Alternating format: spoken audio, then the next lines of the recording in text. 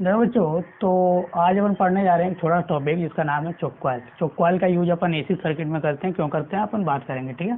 देखो, सबसे पहले कॉइल होता क्या है। ये जो कॉइल है ये इसका नाम है चोक कॉइल। चोक कॉइल क्या होता है कि देखो, अगर अपन क्या करते हैं कि सॉफ्ट जो लेमिनेटेड आयरन होता है उसके ऊपर कॉपर कॉइल को वाइंड कर देते हैं, तो वो जो अरेंजमेंट होता है वो चोक कॉइल का होता है। इसको क्यों करते हैं, इसको किसी भी एसी सर्किट में जो है सीरीज में कनेक्ट करते हैं ताकि अपन करंट को कंट्रोल कर सकें और रिड्यूस कर सकें। अपन देखे थे कि डीसी करंट को कंट्रोल करने के लिए बच्चों हमने क्या लगाया था, याद है आपको, रियोस्टेट लगाया था। तो वहाँ पे पावर का लॉस ज़्यादा हो रहा था, लेकिन यहाँ जो कॉइल यूज करते हैं वो जो कॉइल होता है वो उसका इंडक्टेंस वैल्यू ज़्यादा होता है, बहुत हाई होता है, और उस कॉइल का जो रेजिस्टेंस वैल्यू होता है वो बहुत कम होता है, ठीक है।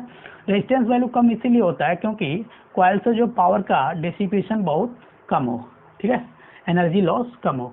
तो देखो, हम बताएं कि चोक कॉइल का यूज जो है एसी करंट को कंट्रोल करने के लिए किया जाता है। अगर इसका अरेंजमेंट देखें बच्चों, तो कुछ ऐसा अरेंजमेंट है। तो देखो, अगर आप अरेंजमेंट देखोगे तो मैंने यहाँ पे ट्यूबलाइट लगाया हुआ है। क्या लगाया हुआ? ट्यूबलाइट। रेजिस्टेंस वैल्यू यहाँ आर है, और मैंने सर्किट में एसी सप्लाई दिया है, और यहाँ पे चोक कॉइल लगाया हुआ है जिसका इंडक्टेंस वैल्यू एल और आर जो है रेजिस्टेंस वैल्यू है। तो हमने बताया बच्चों कि चोक कॉइल क्या होता है। चोक कॉइल जो है ऐसा कॉइल इसमें हाई इंडक्टिव वैल्यू होता है और लो रेजिस्टेंस वैल्यू होता है, ठीक है। इसका काम क्या होता है कि एसी करंट को कंट्रोल करना या रिड्यूस करना, लेकिन किस बात का ध्यान रखते हुए कि पावर का डिसिपेशन जो है बहुत कम हो। हम बताएं कि हाई एल होता है तो एक्सएल जो है बहुत ज़्यादा होगा, ओमेगा एल। अगर एल ज़्यादा है तो जाहिर सी बात है बच्चों कि एक्सएल की वैल्यू ज़्यादा होगा। जिससे ही एक्सएल ज़्यादा होगा तो जेड की वैल्यू भी ज़्यादा आएगा, इम्पिडेंस ऑफ द सर्किट ज़्यादा आएगा। तो अगर इम्पिडेंस ऑफ द सर्किट ज़्यादा है बच्चों, तो अपन बात कर चुके हैं कि उस केस में क्या होता है कि जो आरएमएस करंट होता है सर्किट का वो बहुत लो होता है ना, V/Z। तो देखो, यहाँ पे जो चोक कॉइल का रेजिस्टेंस है उसको मैं बहुत लो रखा हूँ। लो इसीलिए क्योंकि पावर का डिस्ट्रीब्यूशन कम हो। तो अगर मैं इस सर्किट का इम्पिडेंस निकालूं तो देखो यहाँ पे आर और यहाँ इस चोक कॉइल का आर तो सीरीज में है, तो आर प्लस आर का स्क्वायर प्लस ओमेगा एल का होल स्क्वायर आएगा का रूट अंडर। तो जेड जो, चूंकि अपन जानते हैं कि एल ज़्यादा है तो ये ओवरऑल वैल्यू ज़्यादा, इसीलिए जेड ज़्यादा आ रहा होगा।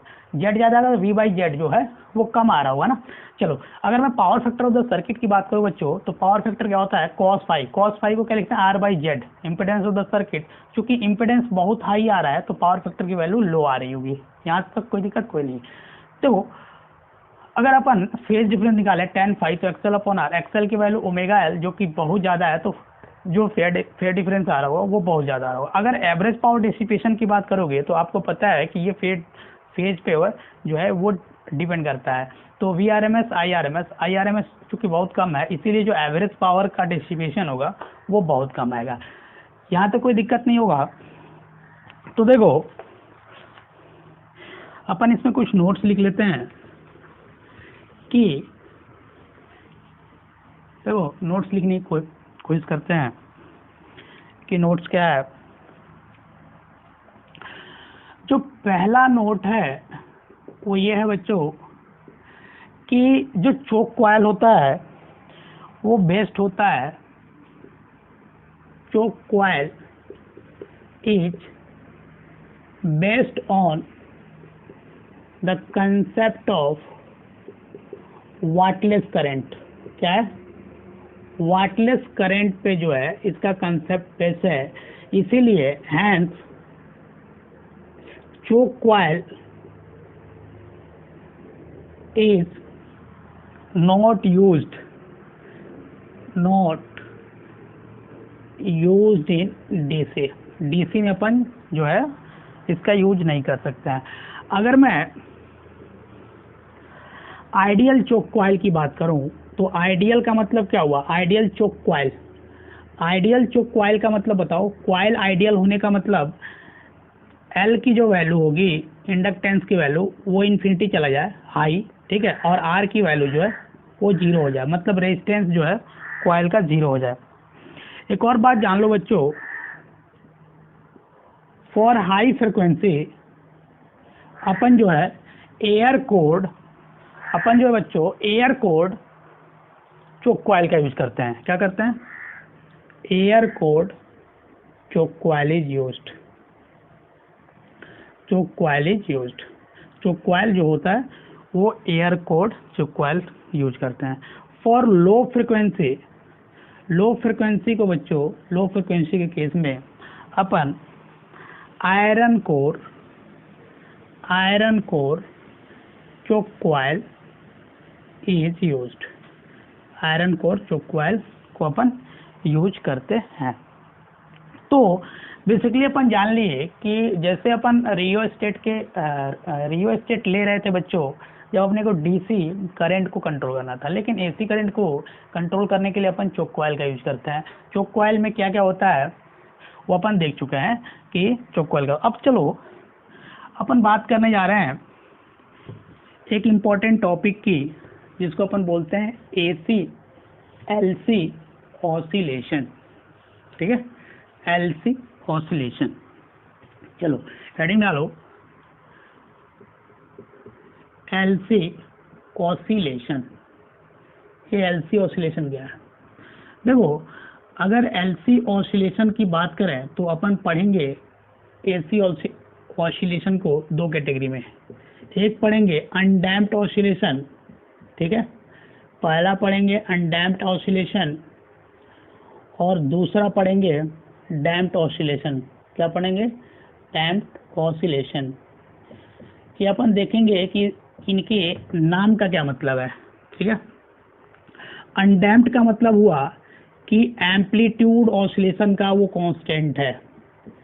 एम्पलीट्यूड कांस्टेंट होने का मतलब हुआ no energy loss. No energy loss का मीनिंग हुआ कि यहाँ पे LCR अपन डील कर रहे हैं, तो डिसिपेटिंग एलिमेंट कौन है? R। तो no presence of R, resistance का यहाँ पे कोई जिक्र नहीं होगा। अगर रेजिस्टेंस नहीं है मतलब एम्पलीट्यूड कांस्टेंट रहेगा। ठीक है, यहाँ पे जस्ट इसका अपोजिट एम्पलीट्यूड जो होगा, amplitude changed with time, amplitude change with time. और यहाँ पे आपको पता है एनर्जी का लॉस होगा, एनर्जी लॉस होगा, और यहाँ पे R का प्रेजेंस होगा। ठीक है, चलो अब अपन यहाँ देख पा रहे हैं ऑसिलेशन वर्ड। तो LC ऑसिलेशन क्या होता है? देखो, अगर अपन L और C में किसी को भी एक एनर्जी सप्लाई दे दें, अगर L को देंगे तो मैग्नेटिक फील्ड में स्टोर कर रहा होगा, और C को देंगे तो इलेक्ट्रिक फील्ड में और एनर्जी स्टोर करेगा।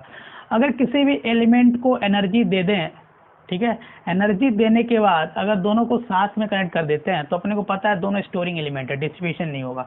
तो अगर उस एनर्जी का ऑसिलेशन जो है, अगर उस एनर्जी का ऑसिलेशन जो है इलेक्ट्रिक फील्ड और मैग्नेटिक फील्ड में हो, इलेक्ट्रिक फील्ड और मैग्नेटिक फील्ड में हो, तो उसको बोलेंगे LC ऑसिलेशन। पहली बात, अगर मैग्नेटिक फील्ड में उस एनर्जी का ऑसिलेशन हो रहा है बच्चों और एम्पलीट्यूड कांस्टेंट है, तो उसको बोलेंगे undamped LC oscillation.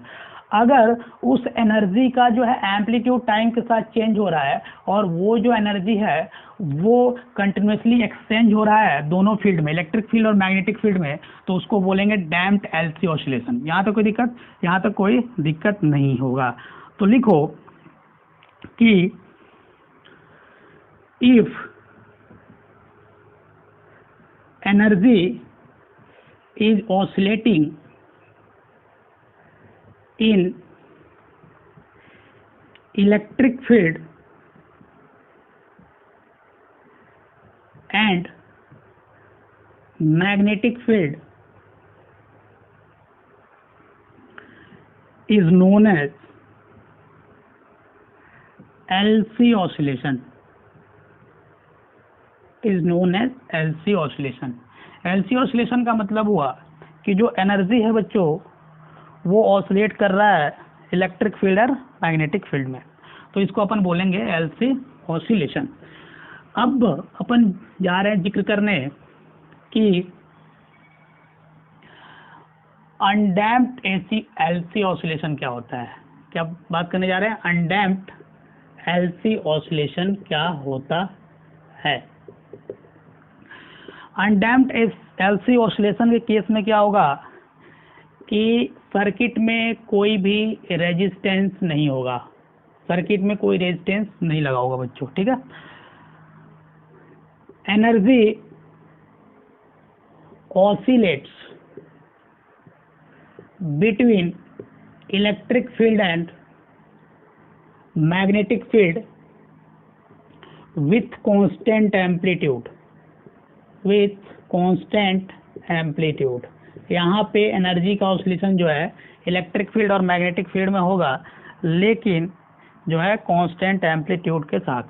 Electric field का मतलब मैं कैपेसिटेंस की बात कर रहा हूँ, ठीक है, और मैग्नेटिक फील्ड का मतलब मैं इंडक्टेंस की बात कर रहा हूँ, याद रखना बच्चों, ठीक है।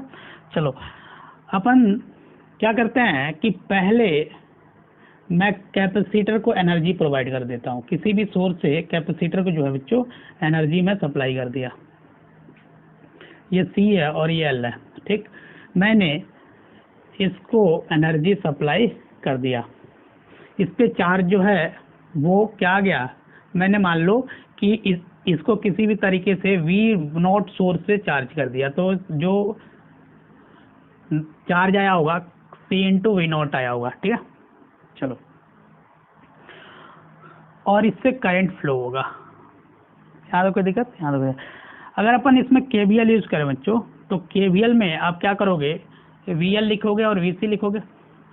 तो VL को लिखोगे -L/di/dt plus Q/C is equal to 0, ठीक है।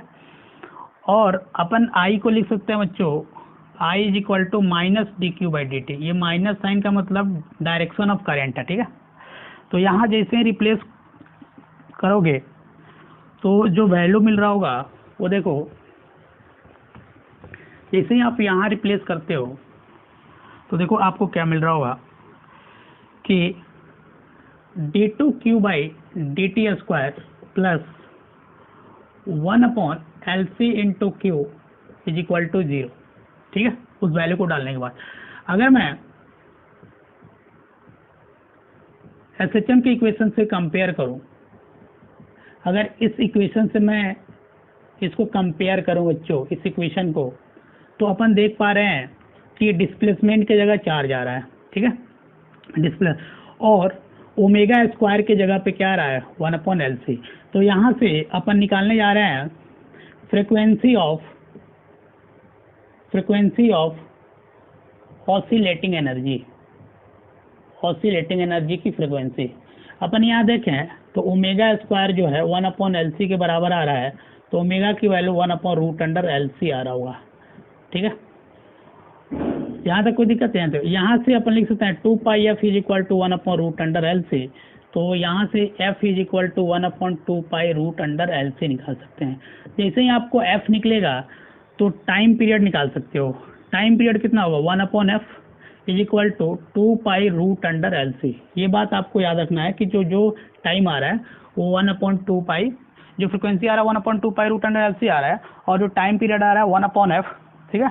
यहाँ तो कोई दिक्कत नहीं होगा, ये बातें आपको आसानी से समझ में आ रहा होगा बच्चों। देखो अगर आप इसमें दूसरा एनालिसिस करने जा रहे हो कि किसी भी इंस्टेंट ऑफ टाइम पे जो कैपेसिटर पे चार्ज रहा होगा वो कितना रहा होगा, ठीक है। तो हेडिंग डाल लो instantaneous charge on capacitor plate. Capacitor के प्लेट पे इंस्टेंटेनियस चार्ज कितना रहा होगा। क्योंकि देखो एनर्जी मैंने किसको दिया था, कैपेसिटर को, तो यहाँ मैं कॉस में लिखूंगा t इक्वल टू 0 जैसे ही डालूंगा तो ये देखो Q0 आएगा, और Q0 की वैल्यू मैं C इंटू V0 लिखा था। V0 सोर्स से मैंने क्या किया था, कैपेसिटर को चार्ज करके उसको एनर्जी दे दिया था। तो आप देखते हो तो यहाँ Qmax की वैल्यू Q0 के बराबर आ रही है, और वो आ रहा है C इंटू V0। अगर आप यहाँ क्या करते हो, ग्राफ बनाते हो चार्ज वर्सेस फ्रिक्वेंसी का, तो आपको कॉस का ग्राफ मिल रहा होगा। क्या मिल रहा होगा? कॉस का ग्राफ मिल रहा होगा। ये ओमेगा टी और ये क्यू, ये रहा मैक्सिमम वैल्यू, ये मिनिमम वैल्यू। ये देखो, ये माइनस सी वी नॉट, ठीक है, ये प्लस सी वी नॉट आएगा, और ये सी माइनस सी वी नॉट आएगा। इसी ये क्योंकि कॉस का ग्राफ है तो ये ऐसे चल रहा होगा ना, ये वैल्यू पाई बाई 2, ठीक है, ये 0 और ये पाई, ठीक है, ये 3 पाई बाई 2, यहाँ 2 पाई ले रहा हूँ, ठीक है। ये कॉस का ग्राफ आ रहा होगा, मतलब जो एनर्जी ऑसिलेट करेगी वो कुछ ऐसे ही करेगी, ठीक है, लेकिन स्क्वायरिंग ग्राफ होगा। क्या होगा? इस केस में स्क्वायरिंग ग्राफ होगा। चलो अब अपन बात करने जा रहे हैं सर्किट में इंस्टेंटेनियस करंट कितना दौड़ रहा होगा। तो हेडिंग डाल लो, इंस्टेंटेनियस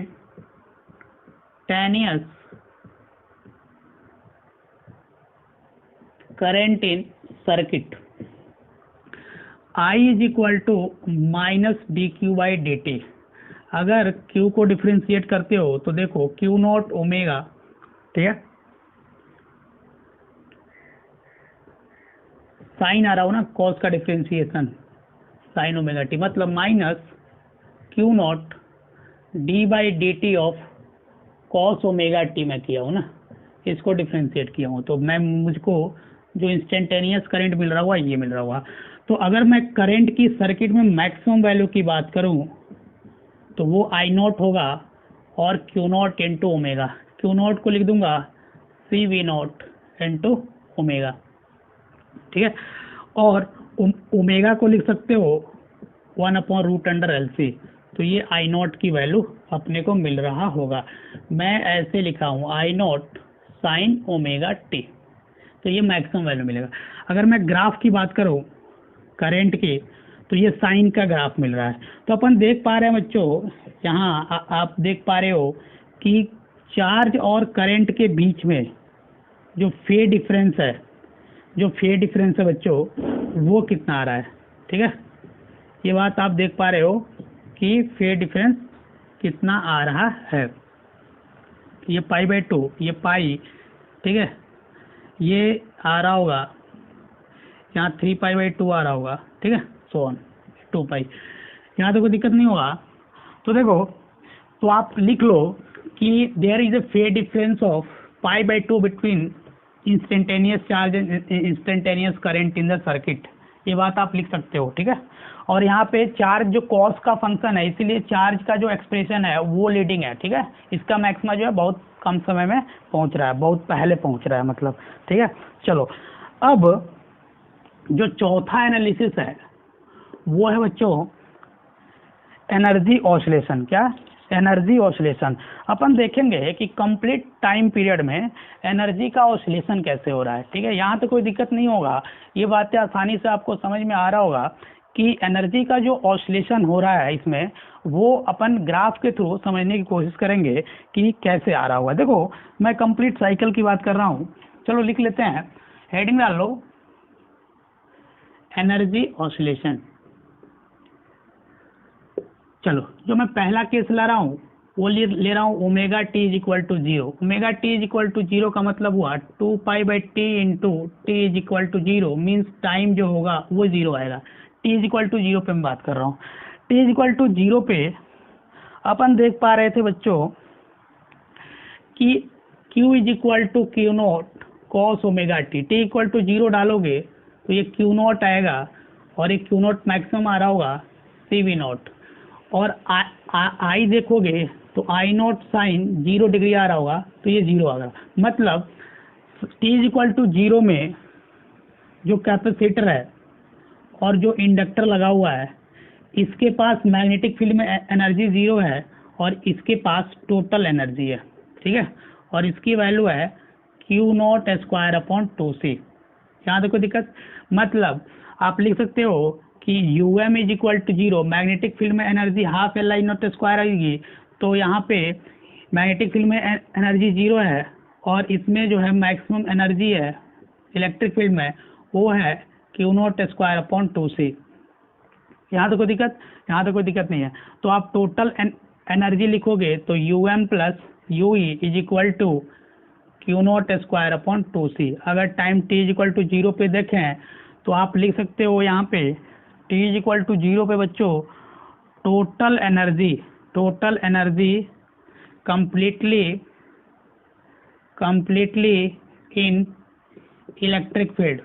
टोटल एनर्जी किसमें है? t इज इक्वल टू 0 पे इलेक्ट्रिक फील्ड में है। अब चलते हैं ग्राफ के थ्रू 45 डिग्री वाले एंगल पे। मैं 0 डिग्री एंगल ले लिया, अब 45 डिग्री एंगल लूँगा। तो 45 डिग्री एंगल लूँगा तो देखो ओमेगा टी की वैल्यू π/4 रखा। मैं इसको फर्दर लिख सकता हूँ ओमेगा को 2π/t into T is equal to π/4। यहाँ से ये कट रहा हुआ तो t की वैल्यू t/8 आ रहा हुआ, ठीक है। तो t/8 पे अपन करंट की वैल्यू देख लेंगे, ठीक है। पहले चार्ज देख लेते हैं cos ओमेगा टी और करंट की वैल्यू जो होगी I0 sin ओमेगा टी। मतलब दोनों के पास एनर्जी होगी, मतलब आप UM भी होगा और UE भी होगा, क्योंकि यहाँ पे कोई कंपोनेंट जीरो नहीं हो रहा है। तो होगा क्या कि चार्ज की वैल्यू घटेगी और करंट की वैल्यू इंक्रीज हो रही होगी, ठीक है। अपन देख पा रहे हैं कि दोनों के बीच में फेज डिफरेंस कितना है, एक बढ़ेगा तो दूसरा घटेगा। तो देखो इस केस में जो टोटल एनर्जी होगा वो UM प्लस UE होगा। यहाँ तक कोई दिक्कत? यहाँ तक कोई दिक्कत नहीं हुआ होगा, ठीक है। ये बात आपको समझ में आ रहा होगा कि जो है कितना होगा। चलो अब अपन 90 डिग्री का केस ले लेते हैं। अगर omega T is equal to π/2 लिखे हैं तो 2π/t into T is equal to π/2 लिखूंगा। तो यहाँ जो टाइम आएगा वो आएगा t/4 के बराबर। अगर t/4 अगर 90 डिग्री डालते हो तो देखो q की वैल्यू कितनी आएगी, Q0 cos 90 डिग्री, और cos 90 जीरो होता है। तो चार्ज की वैल्यू जो है सर्किट में जीरो आ रही है और करंट जो है वो मैक्सिमम आ रहा है, क्योंकि साइन 90 डिग्री कितना होता है? मैक्सिमम, और 1 होता है। तो ये I0 is equal to Q0 into omega आ रहा है। तो देखो अगर अपन 90 डिग्री पे बात करें तो चार्ज जीरो हो गया। चार्ज जीरो होने का मतलब इलेक्ट्रिक फील्ड में एनर्जी जो है वो जीरो हो गया। क्या हो गया? इलेक्ट्रिक फील्ड में एनर्जी जीरो हो गया और मैग्नेटिक फील्ड में बच्चों एनर्जी जो है जीरो नहीं है, वो है मैक्सिमम। क्या है वो? कितना है वो? जो है वो मैक्सिमम है।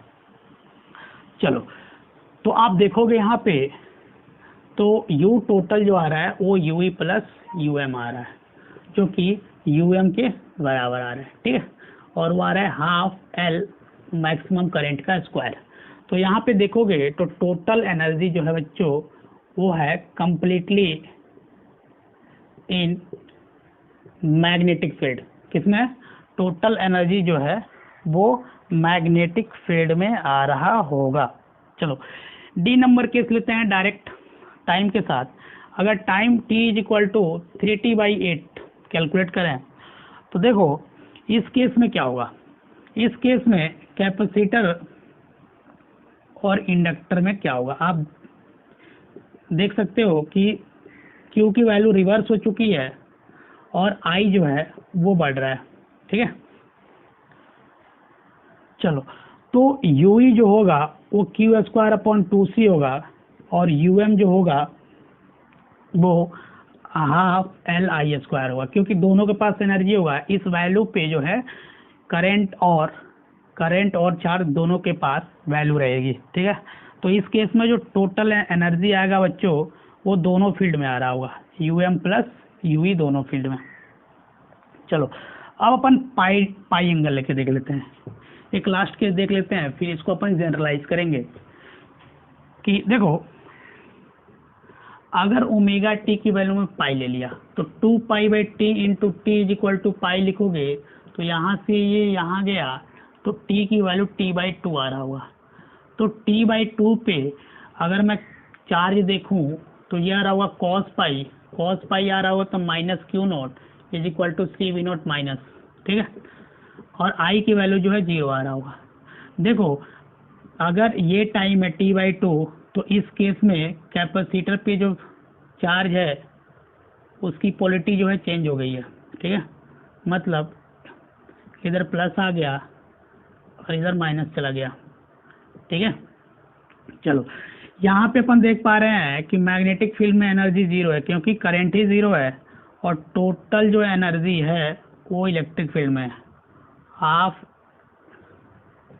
Q not square upon c v, ठीक है। हाफ हटा दो जब सी लिखे हो तो।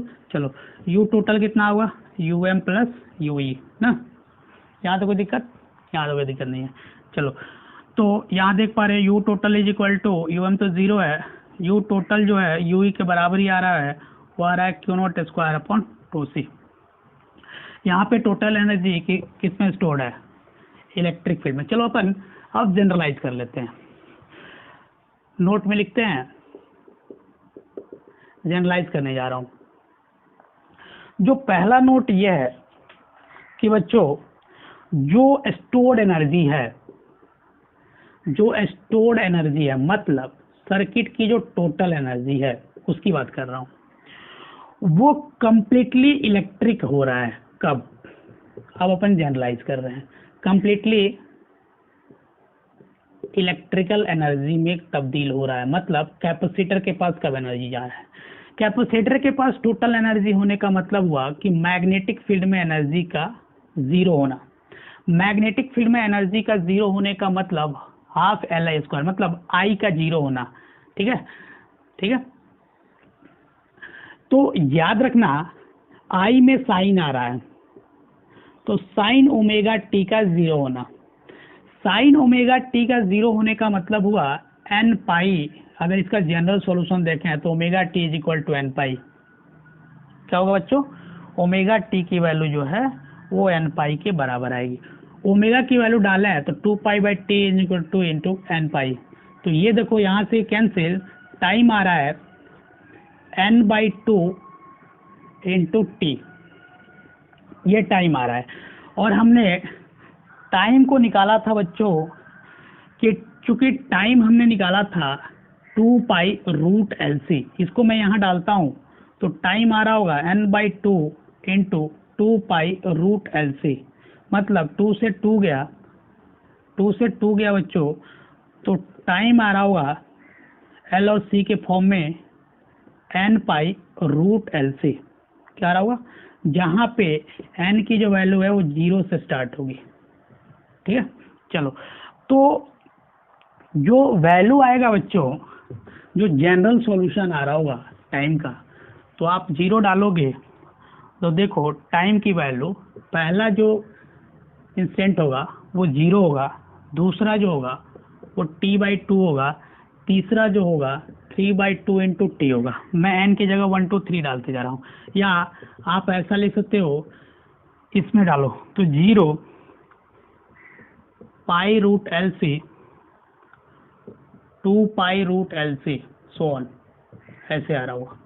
यहाँ तो कोई दिक्कत, यहाँ तो। चलो अब अपन देखने जा रहे हैं कि वो टाइम क्या होगा जब स्टोर्ड एनर्जी जो सर्किट का होगा बच्चों, या टोटल एनर्जी बोलो, वो कंप्लीटली मैग्नेटिक फील्ड में हो। क्या हो, कंप्लीटली जो है वो मैग्नेटिक फील्ड में हो। मैग्नेटिक फील्ड में होने का मतलब इलेक्ट्रिक फील्ड वाली एनर्जी जीरो, और इलेक्ट्रिक फील्ड एनर्जी जीरो का मतलब हुआ कॉस ओमेगा टी की वैल्यू जीरो। अगर मैं इसका जो जनरल सॉल्यूशन बताऊं आपको तो ओमेगा टी होगा 2 pi by divided by 2 pi t, और मल्टीपल ऑफ पाई बाई 2। देखो ओमेगा की वैल्यू डालो, 2 pi by t into T is equal to 2n plus 1 pi by 2।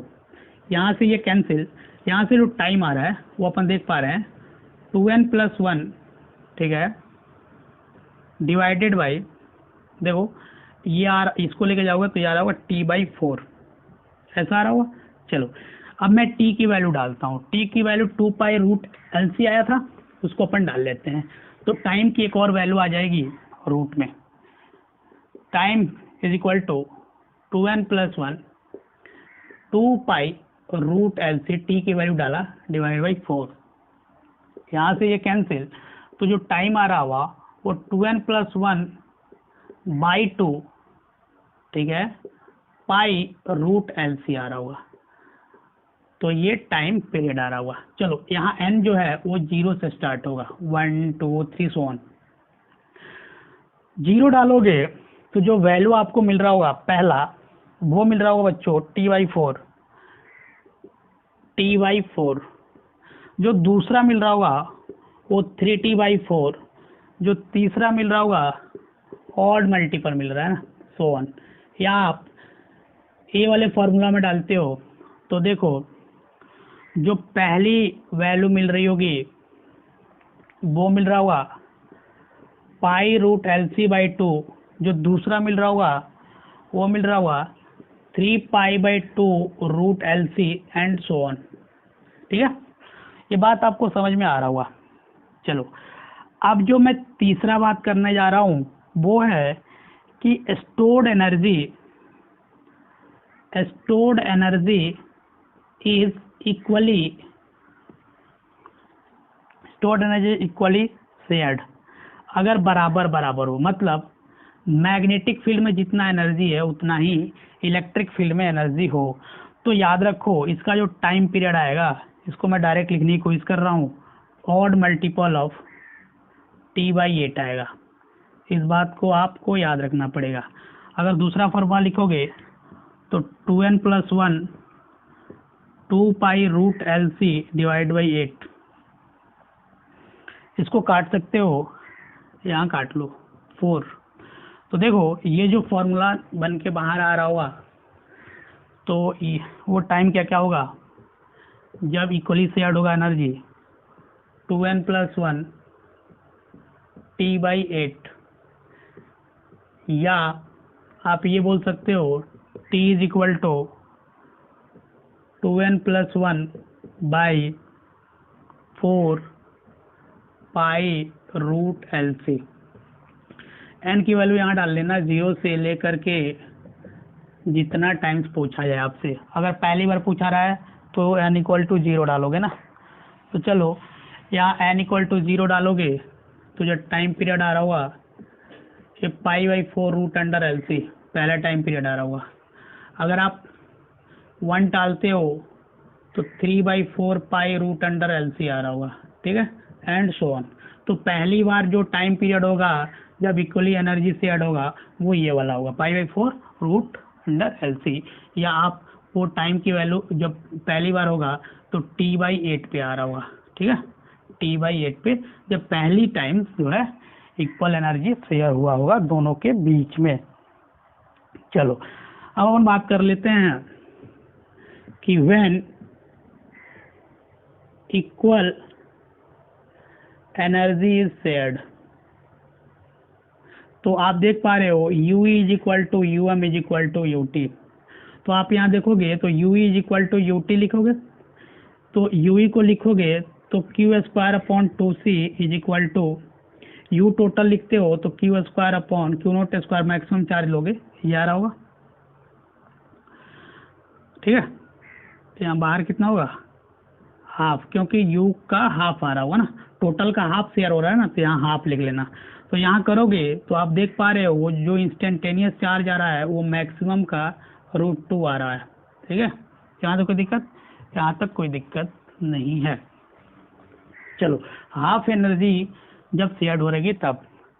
Similarly आप UM को लिखोगे हाफ ऑफ UT, तो यहाँ UM को लिखो half L/I² instantaneous current, half maximum U total जो होगा U half L maximum current का स्क्वायर। तो यहाँ I जो आ रहा होगा वो I0/√2 आ रहा होगा ना। यहाँ तक कोई दिक्कत, यहाँ तक कोई दिक्कत नहीं हुआ होगा। I0 की वैल्यू डाल सकते हो Q0 × omega divide by √2। Omega की भी वैल्यू डाल सकते हो 1/√LC। ठीक है, तो ये फॉर्मूला जो है वो चेंज होते जाएगा। चलो अब अपन बात करने जा रहे हैं, जो दूसरा बात है वो है damped LC oscillation. Damped LC oscillation की बात करने जा रहे हैं। देखो डैम्प्ड LC ऑसिलेशन में क्या होगा कि amplitude of amplitude of oscillation will change, और आप बोल सकते हो इंक्रीज या डिक्रीज विथ टाइम। इंक्रीज तो नहीं होगा, लॉस होगा, ठीक है, विथ टाइम मतलब यहाँ आर होगा ना, आर आएगा। चलो देखो इसका सर्किट में बना दे रहा हूँ, आर, ठीक है, एल और सी मैं यहाँ लिख रहा हूँ, ठीक है, ये है आर एल सी, एल और आर यहाँ लिख लो। चलो मैं क्या कर रहा हूँ, डायरेक्ट आपको फॉर्मूला दे रहा हूँ, I am not going to derive this formula, ठीक है।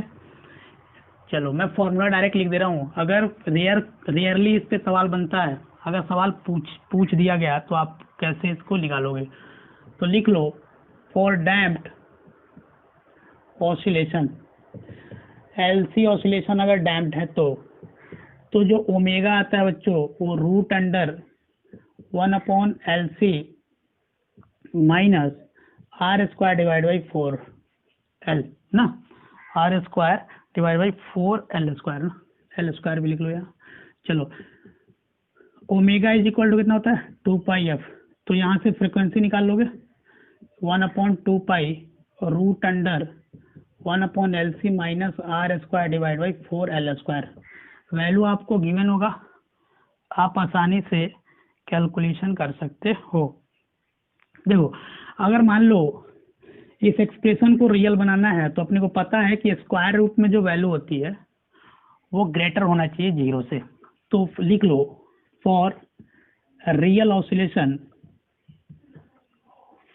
ऑसिलेशन ये जो वैल्यू होगा 1/LC माइनस स्क्वायर रूट वाली वैल्यू ना, ये ग्रेटर देन 0 होना चाहिए। मतलब आप ये बोलोगे 1/LC is greater than r square divide by 4L square, ठीक है, for real oscillation.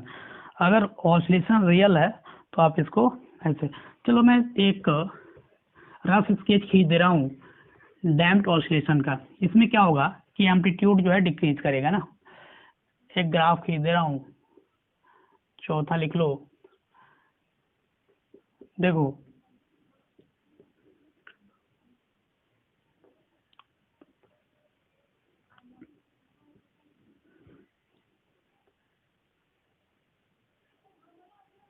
Amplitude time के साथ क्या हो रहा है, टाइम के साथ एम्पलीट्यूड घट रहा है ना, तो यह है डैम्प्ड ऑसिलेशन। क्या बच्चों, डैम्प्ड ऑसिलेशन, ठीक है। यहाँ तो कोई दिक्कत, यहाँ तक कोई दिक्कत नहीं हुआ होगा ना।